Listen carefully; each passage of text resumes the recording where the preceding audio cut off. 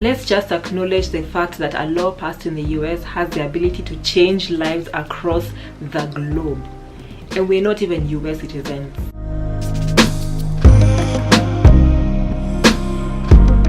So the Children's Online Privacy Protection Act, COPPA law, is a federal law regarding information on children under the age of 13 in the US and outside the US if the company is a US-based company. If you check online and do your research, you'll find that several companies have had lawsuits because of their policies that disregard this law, and most recently YouTube has had quite a run-in with the law where they were fined $170 million US for violating this law. And basically part of the lawsuit was claiming that YouTube was tracking the viewing history of minors, and so that has been a big hit recently when YouTube changed a bit of their policies when it comes to child-friendly content.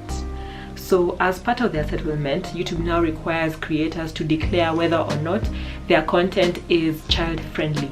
If you do declare that it's child-friendly, it means that you will have to comply with the COPPA laws. You have to declare because YouTube Analytics currently cannot detect whether content is meant for minors or not. Okay, so you as a creator, you'll have to declare at the point of upload of your videos. So if you mark it as child friendly, it means that YouTube now will make sure that information collected with regards to the kids who watch your content will not be compiled in a way. It means that the information collected is protected, and in that way YouTube will no longer give personalized ads. There will be no likes or dislikes, there will be no comments, and none of the features which involve data collection will be available for your video. In short, monetizing such videos will be very difficult, and the revenue that you would expect from such a video would not be the same as before. But if you don't declare child friendly and yet it is, you face a fine of $42,000 US. I was surprised that this restriction was not enacted on YouTube. It's a surprise to me that information on minors was being collected. It's funny, how would a site collect the information on minors with regards to their age, their location, their search history, their likes and dislikes and their comments, so that they can put personalized ads on them?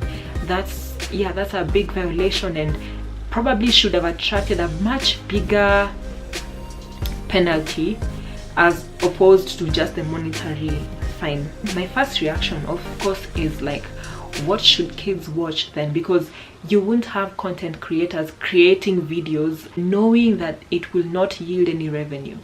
A lot of YouTubers are incentivized by the whole monetization system, and now if they can't make any money from their videos, it means they won't bother making them.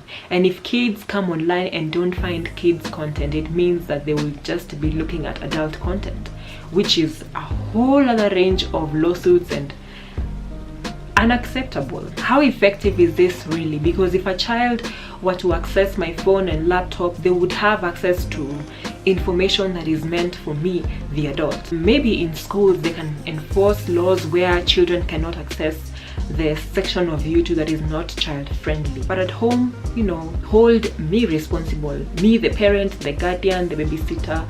I'm the one who is supposed to ensure that a child is not viewing content that is not meant for them. We really cannot control what a child sees.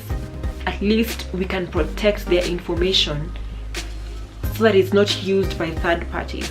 I applaud this move in a way because it's actually against adultism, which involves placing adults in a position where they have power over children, power and influence over children. Yeah, rightfully so, they do have more years and experience and exposure, but we should also acknowledge the fact that we cannot retrieve information from children and use it against them by monetizing it. That should not be okay. In short, I think kids should just not be on such a platform, especially the diversity of YouTube, where we have video and audio and content that can be so life defining and life changing to a child who's just developing and trying to find out what's out there. I think initially YouTube was to be barred from creating content, or rather having content for people under the age of 13, but then, you know, YouTube is now like television to most people, and the kids rely on this for entertainment. So in order to protect the kids as they use the platform, this actually is a good move against advertisers who may want all that information, and then they may want to also target kids, and this can even turn ugly. So this actually makes a lot of sense.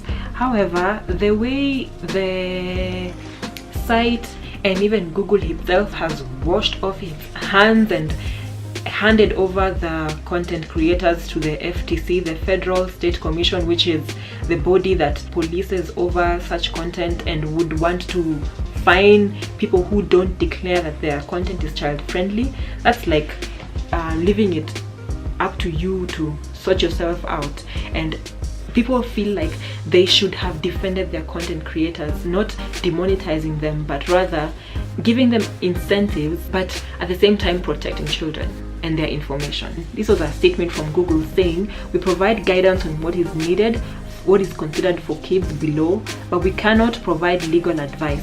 If you're unsure whether your videos meet this standard, we suggest you seek legal counsel." It also made me question, what kind of information do these sites have on us as adults, and are they selling them to advertisers, and how much information do they actually have on us for this COPPA law to attract such huge fines for its violation? As adults, I think our information should also be protected in a way, but hey, those are terms and conditions we never read when joining such sites.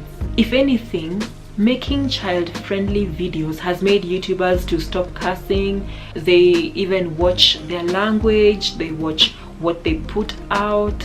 You know, there's less nudity and sexual innuendo, so that their videos are not age restricted and that they get a larger audience, which is good.